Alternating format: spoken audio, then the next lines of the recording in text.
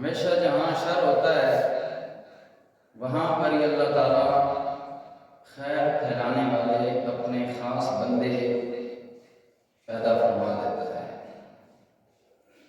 حضور غوث پاک شیخ عبدالقادر جیلانی علیہ رحمہ کی شخصیت، پیر دستگیر کی شخصیت بڑی باکمال، پیکر حسن و جمال اور حضور علیہ السلام کی آل کا فیض رکھنے والی شخصیت ہے۔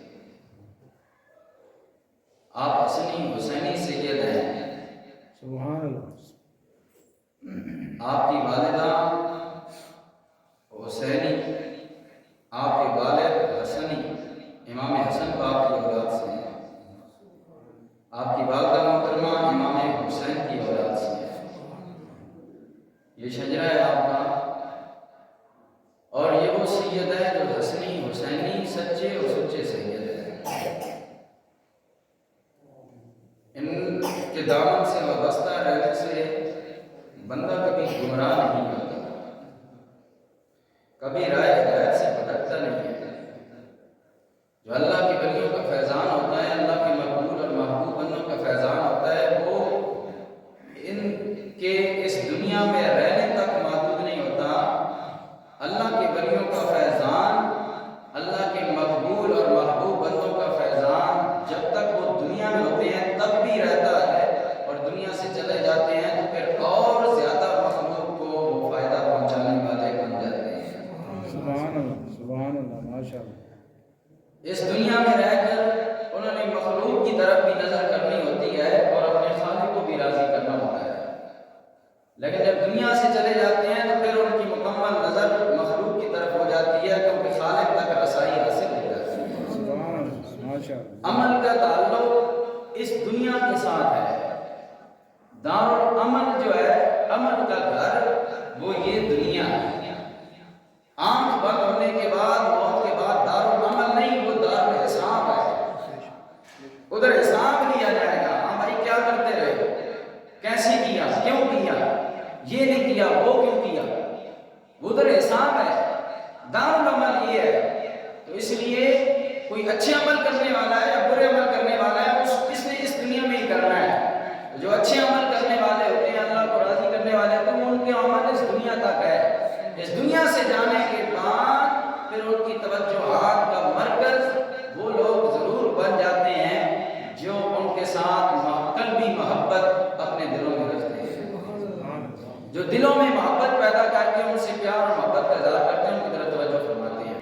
حضور غوث پاک شیخ عبدالقادر جیلانی علیہ رحمہ کی ولادت باسعادت 470 ہجری میں ہوتی ہے، اور آپ کی ولادت کی خبر بڑے بڑے ولی غوث قطب ابدال اپنے دور کے اقطاب کو پہلے دے دیتے ہیں کہ ہمارے بعد ایک کامل ولی غوث الاعظم آنے والا ہے۔ ماشاء اللہ، سبحان اللہ۔ پہلے خبر ہو جاتی ہے کہ عبدالقادر جیلانی علیہ رحمہ غوث الاعظم وقت کا غوث بن کر آنے والا ہے۔ حضرت جنید بغدادی علیہ رحمہ کو ولایت کا شہنشاہ اور بادشاہ مانا جاتا ہے۔ حضرت جنید بغدادی علیہ رحمہ ایک مرتبہ آپ مراقبے میں ہیں، ایک مرتبہ آپ مریدوں میں بیٹھے ہیں، آپ مراقبے میں چلے گئے، مرید بھی خاموش، آپ بھی خاموش۔ حضرت جنید بغدادی علیہ رحمہ سر جھکا کر مراقبے میں ہیں، آنکھیں بند ہیں، دل خدا کے ساتھ لگائے بیٹھے ہیں۔ یکا آپ اپنے سر کو اٹھاتے ہیں، جسم پر کب کبھی داری ہو گئی، پھر کہنے لگے مرید گھبرا گئے، پیر صاحب کیا ہو گیا؟ حضرت جنید بغدادی علیہ رحمہ نے فرمایا، اے مریدو، مجھے عالم غیب سے خبر ملی ہے، عراق کے اندر ایک اللہ کا ایسا مقبول، اللہ کا محبوب ولی آنے والا ہے جو پیروں کے لیے بھی ولی ہوگا، اپنے سے باندھ والوں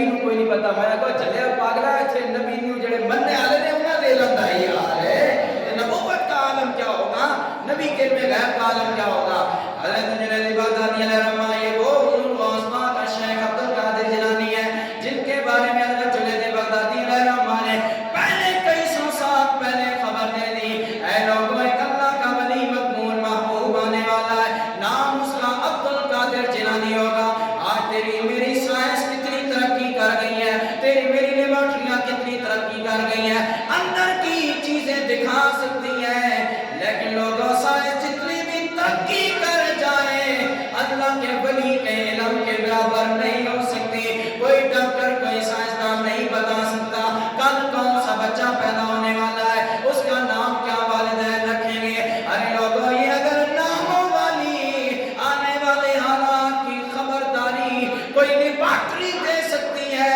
تو وہ ڈاکٹروں کی نہیں وہ اللہ کے ولیوں کی لیبارٹری ہے اس لیبارٹری میں ساری خبریں مل سکتی ہیں نعرہ تکبیر نعرہ رسالت نعرہ غوثیہ یا غوثیہ نعرہ غوثیہ حضور غوث پاک کا ذکر ہو رہا ہے پر انہوں نے نعرہ بھی تو ہونا چاہیے نعرہ غوثیہ حضور غوث صلی اللہ علیہ وسلم شیخ عبد القادر جیلانی علیہ رحمہ آپ کی ولادت با سعادت کی خبر پہلے دی جاتی ہے کتنے اللہ کے ولی ہیں جنہیں خبر دے دی گئی حضور غوث اعظم کے والد گرامی ابو صالح رحمۃ اللہ تعالی آپ فرماتے ہیں میں جوانی کے عالم میں نے ایک مرتبہ خواب دیکھا میں نے خواب میں کیا دیکھا میرے سونے نانا مصطفیٰ میرے خواب میں آ گئے اللہ کے رسول میرے خواب میں آ گئے میرے رسول جی جب ابو صالح حضور غوث پاک کے والد کی خواب میں آئے کہنے لگے اے ابو صالح تمہیں مبارک ہو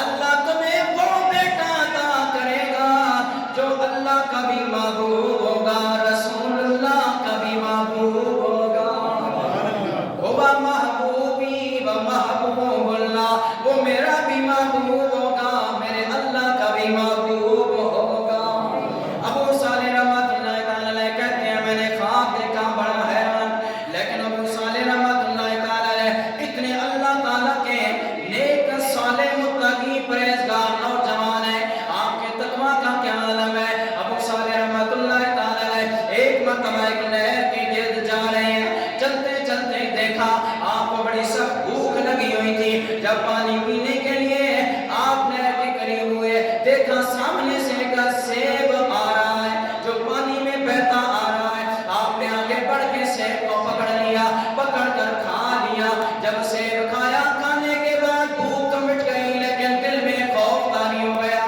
کہ اے میں نے کیا کیا پتہ نہیں کس غریب کا سیب ہوگا جو دریا میں بہ کر آ رہا ہے میں نے کھا لیا اے ابو صالح تو کبھی حرام کا لقمہ کھانے والا نہیں ہے آج تو نے سیب کھا لیا کسی کا حق مار لیا لیکن ابو صالح اتنا متقی پرہیزگار ہے ادھر تو رشوت نہیں لے کر پورا پیٹ جہنم بنا لیتے ہیں کوئی پرواہ نہیں ہوتی لوگوں کے حق مار لیتے ہیں سکا بھائی سکے بھائی کی جائیداد قبضے کر رہا ہے لوگوں کے رشتہ داروں کے حق مارے جا رہے ہیں کوئی پرواہ نہیں لیکن کتنے نیک متقی پرہیزگار حضور غوث پاک کے والد گرامی ایک سے دریا سے بہتا ہوا آ رہا ہے اسے کھا لیا تو پریشان ہو گئے پتہ نہیں کس کا سیب تھا میں نے کھا لیا اب چل پڑے جدھر سے سیب آ رہا تھا ادھر دریا کے کنارے چل پڑے چلتے چلتے آگے دور سفر کرنے کے بعد دیکھا ایک سیبوں کا باغ ہے اس باغ کے قریب پہنچے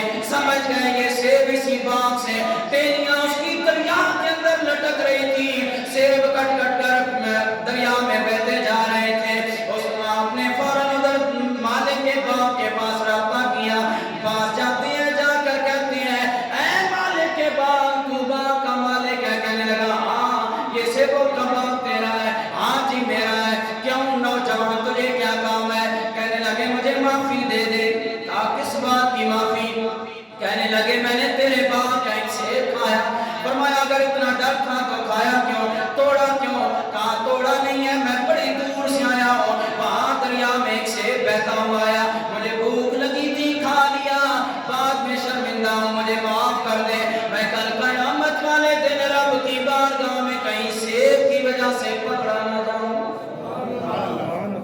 پورا مال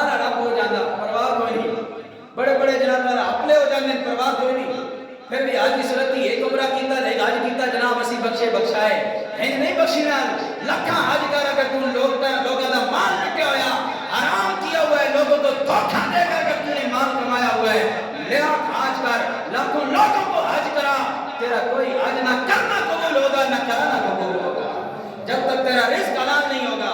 ابو صالح رحمۃ اللہ تعالیٰ حضور اس بات کے والد گرامی اس بات کے مالک سے کہنے لگے مجھے معافی دے دے کل میں قیامت والے دن جواب دے اللہ کی بارگاہ میں کیسے ہوگا کہ میں نے تیرے باغ کا سیب کھا لیا مجھے معافی دے دے۔ اب وہ باغ کا مالک بھی بڑا نیکوکار شخص تھا اللہ کا مقبول محبوب بندہ تھا اللہ کی عبادت کرنے والا اللہ کا خوف رکھنے والا وہ سمجھ گیا یہ نوجوان کوئی عام نوجوان نہیں ہے یہ اوباش نوجوان نہیں ہے یہ بے حیائی کی فلمیں دیکھنے والا نوجوان نہیں ہے یہ بغیرتی کے ڈرامے دیکھنے والا نوجوان نہیں ہے یہ حرام کھانے والا نوجوان نہیں ہے جس طرح آج سارے نوجوان ہیں وہ نوجوان حضور اس باغ کے والد گرامی آپ فرماتے ہیں لوگوں جب آپ نے باغ کے مالک سے معافی مانگی آپ نے نظر ولایت سے دیکھا وہ بھی اللہ کا ولی تھا باغ کا مالک اس نے دیکھا نوجوان کا قسمت کا ستارہ بڑا چمکا ہوا ہے قسمت کا ستارہ بڑا چمکا ہوا ہے کہنے لگے میں معافی نہیں دوں گا معاف نہیں کروں گا میری ایک شرط ہے تب معاف کروں گا کہا جی ہر شرط منظور ہے لیکن معافی دے دے اتنے معافی مانگنے سے کسی کو جاگی پہلی گل تو معافی اسی منگنی نہ اتنے بننے خان آسی اسی اڈے تو بڑا چودھری ملک کا راجہ تو ہوندہ ہی کوئی نہیں خان ہے ہی کوئی نہیں اسی کو کسی کو معافی مانگی ہے پہلی بات تو یہ کہ ہم تو معافی مانگتے نہیں معافی مانگ بھی لیتے دو بار کہتے ہیں یار معاف کر دے نہیں کرنا تو اپنا چاہ تو پہاڑ دے جا نہیں معاف کرنا تو نہ کر ہماری معافیاں یہ ہوتی ہیں نہیں معاف کرنے کے نہ کر جا اسی کو انہیں تڑیاں دے لیں لیکن وہ ابو صالح رحمۃ اللہ تعالیٰ کہنے لگے میں تیرے قدموں میں گر جاؤں گا مجھے معافی دے دے آپ نے کہا میری ایک شرط ہے باغ کا مالک کہنے لگا مجھے میری ایک شرط ہے ان کا نام کیا تھا عبداللہ سومی رحمۃ اللہ تعالیٰ جو حضور غوث پاک کے نانا جان بنے بعد میں عبداللہ سومی رحمۃ اللہ تعالیٰ نے کہنے لگے باغ کے مالک میری ایک شرط ہے 10 سال باغ کی رکھوالی کر باغ میں کام کر 10 سال کام کر پھر ایک سیب کھانے کی معافی دوں گا 10 سال 10 دن نہیں 10 مہینے نہیں 10 سال خدمت کرنے لگ پڑے گا ٹھیک ہے بس معافی چاہیے اور کچھ نہیں چاہیے میں 10 سال آپ کی خدمت کروں گا 10 سال ابو صالح رحمۃ اللہ تعالیٰ حضور اس پاک کے والد گرامی خدمت کرتے ہیں جب 10 سال پورے ہو گئے عبداللہ سومی رحمۃ اللہ تعالیٰ نے حضور اس پاک کے والد گرامی ابو صالح کی زندگی کو 10 سال دیکھا صبح دیکھے شام دیکھے نمازی پرہیزی اللہ کی عبادت کرنے والا نوجوان جب 10 سال پورے ہو گئے اس وقت کہنے لگے عبداللہ سومی اے پاک کے والد مجھے معافی دے دے میرے 10 سال پورے ہو گئے میں نے تیری شرط پوری کر دی کہا ایک شرط اور ہے کہا وہ کیا شرط کہا ایک شرط یہ ہے ایک شرط تو پوری ہو گئی ایک شرط اور ہے کہ میرے گھر میں ایک بیٹی ہے میری وہ لنگڑی ہے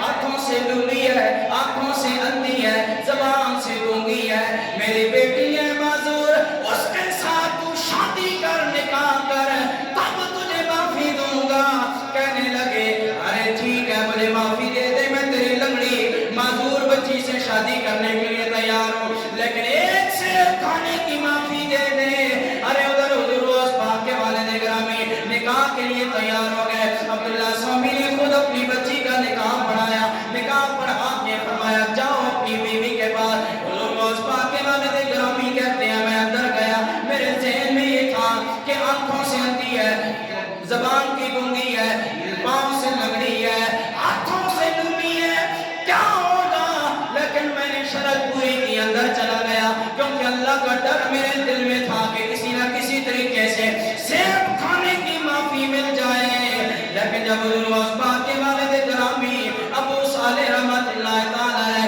اندر جاتے ہیں ادھر دیکھتے ہیں کہ وہاں تو کوئی لنگڑی کوئی لولی عورت نہیں ہے حسن و جمال کی پری بیٹھی ہوئی ہے اتنی خوبصورت آپ نے دیکھا تو دوڑ پڑے واپس دوڑ کر پھر قدموں میں گر گئے بھائی آگے غلطی کی تھی سیب والی ہونے غلطی اور ہو گئی ہے وہ کیا عبداللہ سومی مسکرائے کہنے لگے کیا ہوا آخر جی آپ نے کہا تھا میرے جس عورت کے ساتھ نکاح ہوا ہے وہ لکڑی ہے معذور ہے لیکن اندر تو میں نے لگتا ہے کسی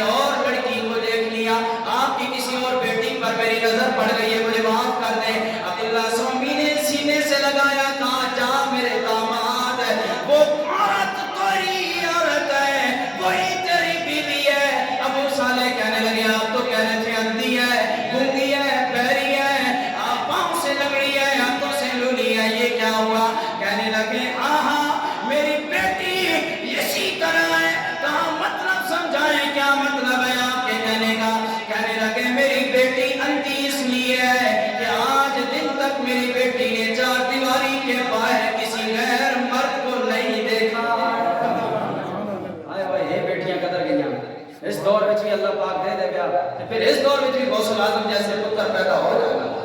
اس دور میں نچنے والے پیدا ہونے پہ, ڈرامے باز پیدا ہونے پہ, تو مطلب بیوی کے پیچھے کام غلط ہے, پیچھے معاملات خراب ہیں.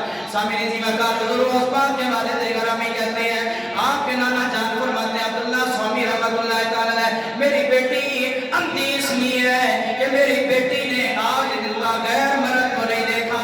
میری بیٹی بہری اس لیے ہے, آج دن تک میری بیٹی جوان ہو گئی, غیر مرد کا کلام اپنے کانوں میں نہیں سنا. ارے میری بیٹی پاؤں سے لنگڑی اس طرح ہے, میری بیٹی جوان ہو گئی لیکن آج تک میری بیٹی نے میری اجازت کے بغیر میرے گھر کی چار دیواری سے باہر قدم نہیں رکھا. کتھے وہ بیٹیاں جڑیاں جینز دیاں پینٹاں پا کے, تنگ شرٹاں پا کے, جسم دا ٹائٹ لباس کر کے باہر بازار دے اندر اپنے نظارے کرا رہی ہیں. یہ بھی بیٹیاں, لیکن کیسی حسن جمال والی بیٹی, کیسے کمال والی بیٹی. آج پیر دستگیر کا نام تو لیتے ہیں, دیکھے بھی بتا دیتے ہیں, پیر دستگیر کی زندگی کے ساتھ پیار بھی کرتے ہیں. پیر دستگیر غوث اعظم کی سیرت کو اپنانے کے لیے تیار نہیں. آپ کی والدہ کیسی والدہ ہے, آپ کے نانا جان اپنے داماد ابو صالح کو کہہ رہے ہیں, اے ابو صالح سن لے, میری بیٹی نے آج دن تک کسی غیر مرد کو ہاتھ تک نہ لگایا, اس لیے میری بیٹی اس اعتبار سے لولی ہے. میری بیٹی اس اعتبار سے لولی ہے, اس اعتبار سے. آپ غور کریں کتنا شرم و حیا والا. ادھر معاملہ دیکھیں باپ کا, پھر ادھر دیکھیں حضور غوث اعظم کی والدہ کا. تو جب ایسے موتی مل جائیں, ایسے ہیرے ملیں, ادھر مرد بھی ہیرا, ادھر عورت بھی شرم و حیا کا پیکر ہیرا. جب ایسے ماں باپ ہوں, پھر اولادیں پھر غوث اعظم عبد القادر جیلانی جیسی پیدا ہو گئی ہیں, پھر اولادیں خواجہ معین الدین چشتی اجمیری جیسی پیدا ہوتی ہیں, پھر اولادیں داتا علی اجمیری جیسی پیدا ہوتی ہیں, پھر اولادیں لوگوں اللہ کے مقبول اور محبوب بندے پیدا ہوتے ہیں. حضور عثمان کے والد گرامی نے کہا ٹھیک ہے, اس کے بعد آپ رخصت ہو گئے, اپنی بیگم کو لے کر اپنے علاقے گیلان میں چلے گئے. وہاں حضور غوث اعظم کی ولادت ہوئی, پیر دستگیر کی ولادت باسعادت ہوئی. ابو صالح کہتے ہیں لوگوں, جب حضور غوث پاک کی ولادت ہوئی, چند دنوں بعد رمضان شریف شروع ہو گیا.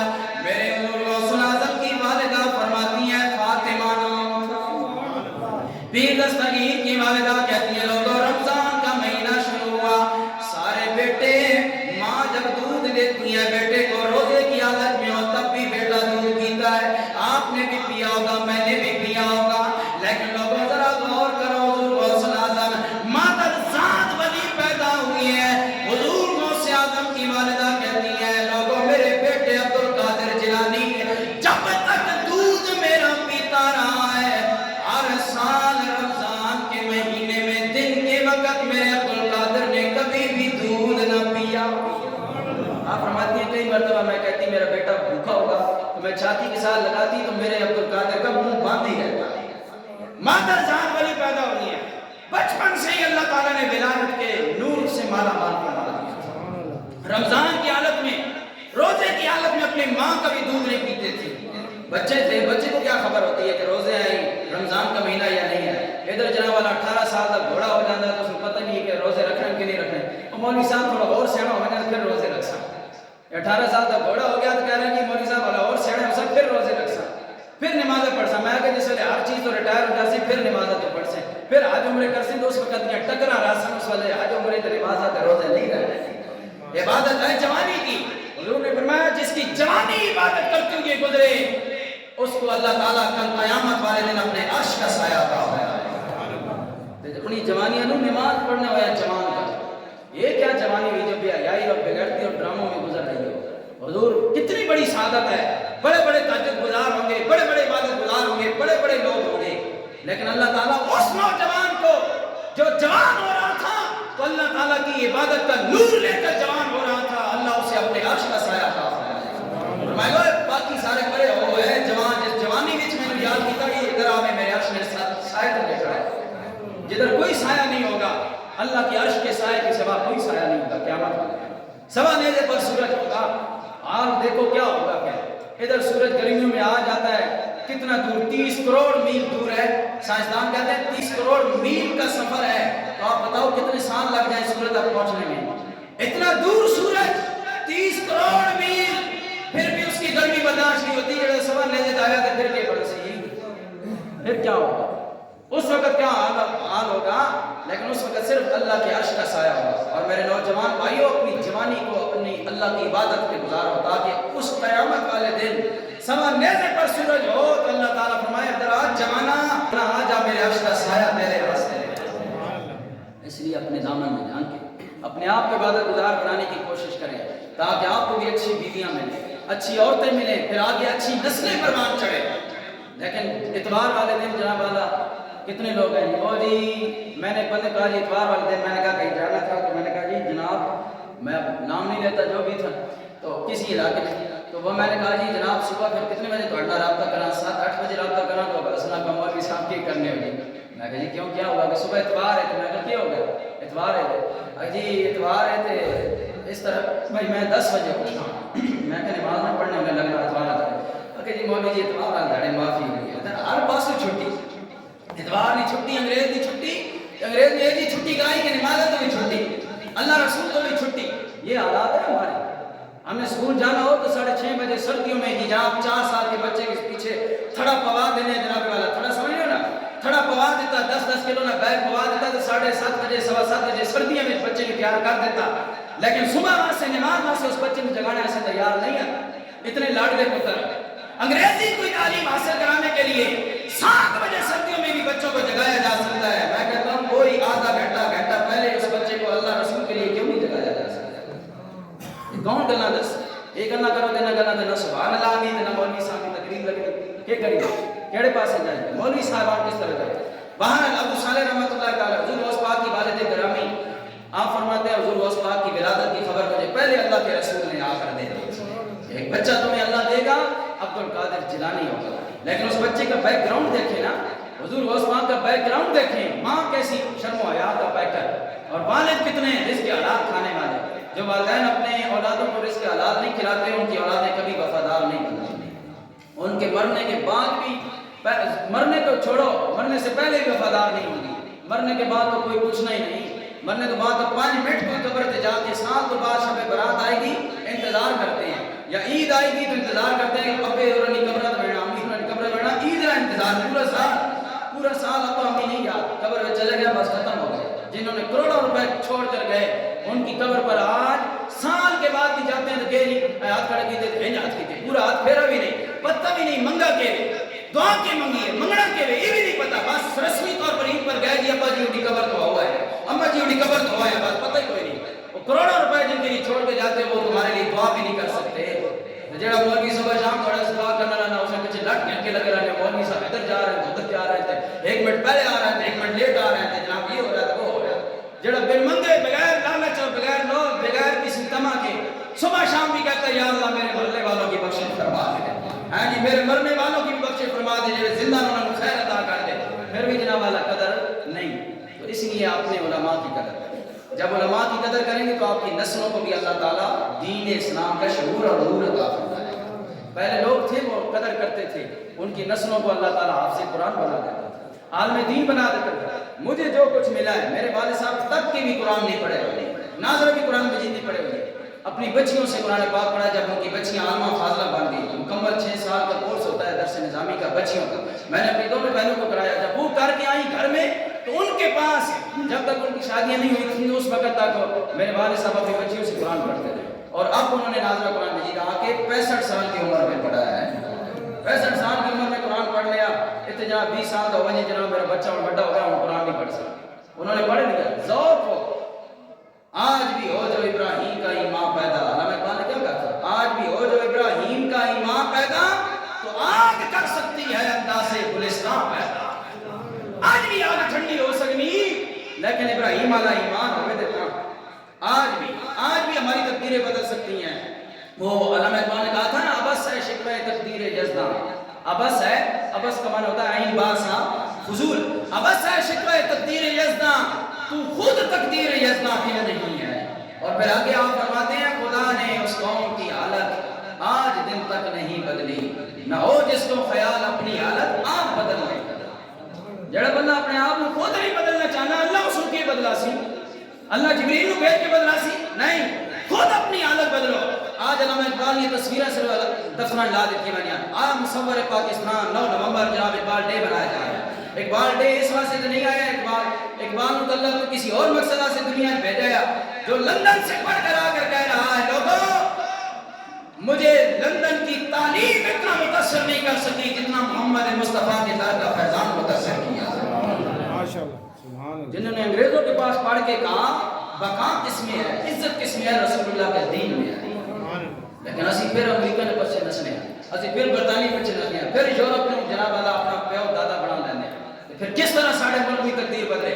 اس لیے آج اپنے آپ کو خود بدلیں. اور علامہ اقبال نے جو اشعار و قرآن حدیث میں ترجمہ نے, اب یہ جو انہوں نے شعر پڑھا خدا نے اس قوم کی حالت آج دن تک نہیں بدلی, نہ ہو جس کو خیال اپنی حالت آپ بدلنے کا.